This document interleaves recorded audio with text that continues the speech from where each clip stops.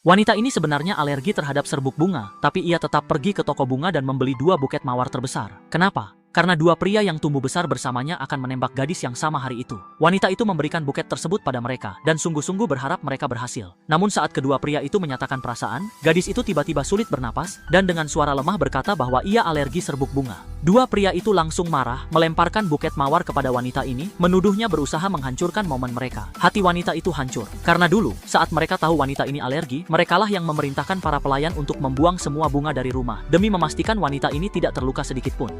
Bahkan saat hari kelulusan, keduanya pernah berjanji akan menikahi wanita itu. Tapi setelah kemunculan gadis tersebut, keduanya tiba-tiba jatuh cinta padanya. Awalnya wanita ini berencana pergi diam-diam setelah mereka berhasil menembak gadis itu. Namun sekarang, wanita tersebut malah disalahkan seolah-olah ia sengaja membuat gadis itu alergi. Wanita ini mencoba pergi dengan marah, tapi mereka menariknya kembali, memaksanya meminta maaf pada gadis itu. Gadis itu dengan pura-pura baik berkata, "Jangan salahkan dia, jangan keras padanya." 2 pria itu langsung memujinya karena baik hati dan pengertian. Wanita tersebut benar-benar kecewa. Ia tahu gadis itu melakukannya dengan sengaja, tapi melihat betapa butanya 2 pria itu, wanita ini memilih pergi dari mereka. Wanita itu pikir itu akan jadi akhir cerita, tapi beberapa hari kemudian kedua pria itu muncul di depan rumahnya. Mereka meminta maaf dan mengajaknya makan malam. Melihat kesungguhan mereka, wanita ini akhirnya setuju. Namun begitu tiba di restoran, ada kejutan yang membuatnya menyesal. Gadis itu ternyata ikut hadir. Gadis itu berkata bahwa mereka memesan semua makanan favorit wanita tersebut. Namun yang tersaji justru semua makanan yang paling dibencinya.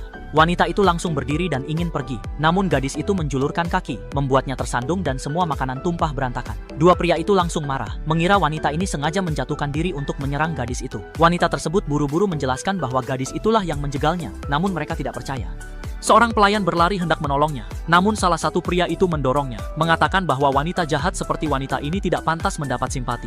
Saat itu hati wanita tersebut benar-benar hancur. Ia berkata, "Jangan pernah muncul di hadapanku lagi," lalu pergi dari restoran itu. Seminggu kemudian wanita itu mengundang kedua pria tersebut ke pesta pernikahan seorang pria kaya. Dan ketika wanita ini menuruni tangga dengan mengenakan gaun pengantin, tangan menggenggam lengan pria kaya itu. Kedua pria itu terpaku tak percaya. Mereka baru sadar bahwa wanita inilah pengantinnya. Setuju nggak sih kalau karma itu nyata? Karena akhirnya yang tersakiti justru bersinar paling terang. Tulis pendapatmu di komentar ya.